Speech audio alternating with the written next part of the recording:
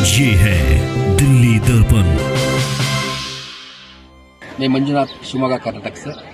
हम Indian travel stores में book करके कश्मीर प्रवास में आए हैं। आप बोले ना मुझे वहाँ पर थी, क्या बोलते भेलपुरी खाने से मेरा पति साइड में था, एक इंसान आया, उसने उसको गोली मार दी। यहाँ पे उसने बोला कि ये शायद मुस्लिम नहीं है, उसने उसको गोली मार दी। नहीं आप मेरे हिसाब से 10 जगह से रॉन फायरिंग होगी, 10 तारीख के ऊपर होगी।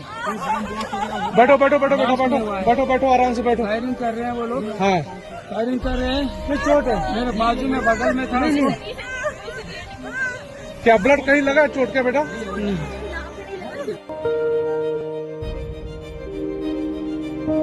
आपको हम लेके जा रही है, जा रहे हैं ना, हम लेके जा रहे हैं। देखो आके देखो इधर, वो देखो आपके लिए बिस्किट भी लाए, चॉकलेट लाए, चॉकलेट मामू के पास लेके जाएंगे। नमस्कार, मैं अंशु ठाकुर और आप देख रहे हैं दिल्ली दर्पण टीवी। जम्मू कश्मीर के पहलगाम में हुए आतंकी हमले ने पूरे देश में एक आक्रोश का माहौल बना दिया है। हर कोई अब सरकार से यही मांग कर रहा है कि इस हमले पर कड़ी से कड़ी कार्रवाई की जाए।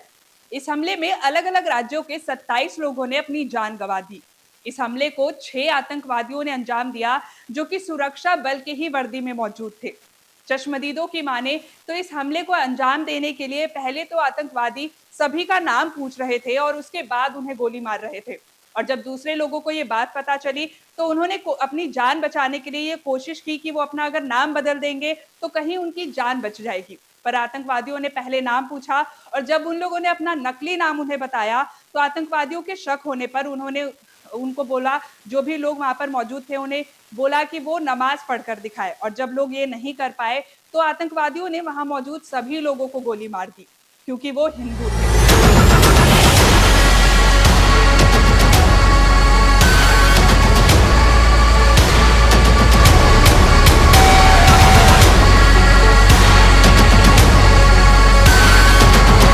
भयानक आतंकी हमले का वीडियो भी सोशल मीडिया पर वायरल हो रहा है। एक वीडियो में महिला स्थानीय लोगों से पति को बचाने की गुहार लगाते हुई दिखाई दे रही है, जिनको आतंकी ने गोली मार दी थी। अरे मैडम, ये प्रेसिडेंट साथ आया है, आपको किसी चीज का डर नहीं करना। हम साथ में, आपको किसी को क्या हुआ है? आपने क्या देखा है यहाँ पे? आप बोले ना मुझे। वहाँ पर थी, क्या बोलते भेलपुरी खाने से मेरा पति साइड में था, एक इंसान आया, उसने उसको गोली मार दी। यहाँ पे उसने बोला कि ये शायद मुस्लिम नहीं है, उसने उसको गोली मार दी। ये तस्वीरें पहलगाम के उस इलाके की है जहां दोपहर के समय सीआरपीएफ और जम्मू कश्मीर पुलिस की ज्वाइंट कन्वे पर आतंकियों ने अचानक गोलीबारी शुरू कर दी। यह हमला इतना अचानक था कि जवानों को संभालने का मौका भी नहीं मिला।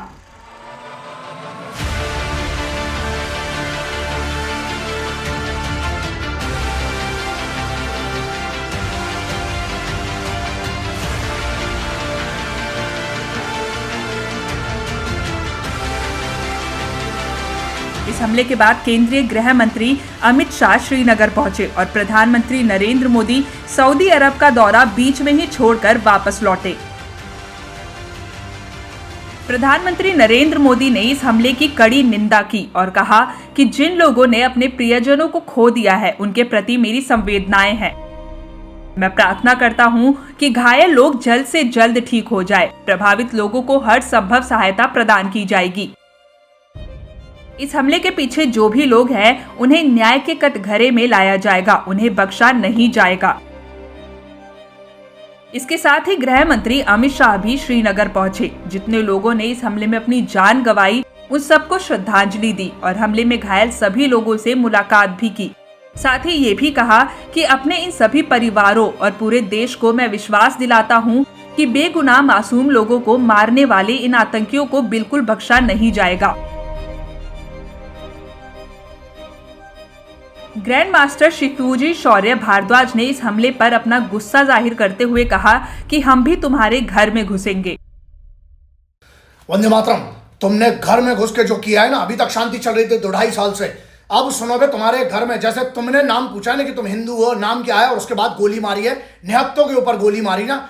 एक तेरे को ये आदमी की जुबान याद रखना, और सबको बोल रहा हूं ये बात, तुम्हारे घर में भी घुस घुस के ना तुम्हारा नाम पूछ पूछ के, अगर तुम्हारे पिछवाड़े में इस बार अगर वही होगा तुम्हारे साथ जो तुमने किया, जो तुम कल्पना नहीं कर सकते हो। और बहुत दम से बोल रहा हूं, अपनी स्पेशल फोर्सेस, अपने भारत की सेना को जितना मैं समझता हूं, जितना मैं जानता हूं, तुम्हारे घर में जो इतने पीछे जो लगे हुए ना बे, ये बाजारों में नहीं मिलते जितने ये पीछे दिख रहे हो। किनके साथ मैं क्या करके आया हूं, अब तुम्हें ना बहुत जल्दी इसका पूरा तुम्हारे भी घर में घुस के होगा, क्योंकि अभी तक शांति चल रही थी। बॉर्डर के आर पार जो चल रहा बात अलग है बे, फौज के साथ जो चल रहा था अलग है। मासूम बच्चे, किसी के बच्चे लेके गए थे, महिलाओं के ऊपर तुम गोली चला रहे हो, उनके सरों पे और तुमने उनके शरीर पे। एक रिपोर्ट के हिसाब से 20 से 25। पहलगाम में हुए इस हमले के बाद राजधानी दिल्ली में भी अलर्ट जारी कर दिया गया है। खास तौर से दिल्ली पुलिस को पर्यटन स्थल, भीड़भाड़ वाले बाजारों सहित अन्य ऐतिहासिक व धार्मिक जगहों पर भी कड़ी नजर रखने के लिए कहा गया है।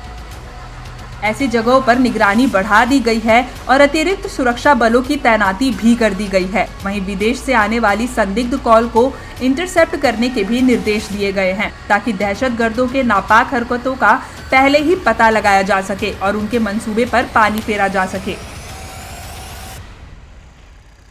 अब सवाल ये है कि जब बीजेपी ये दावे करती है कि देश एक सुरक्षित हाथों में है, उसके बावजूद देश में ऐसे आतंकवादी हमले हो रहे हैं, इसकी जिम्मेदारी कौन लेगा?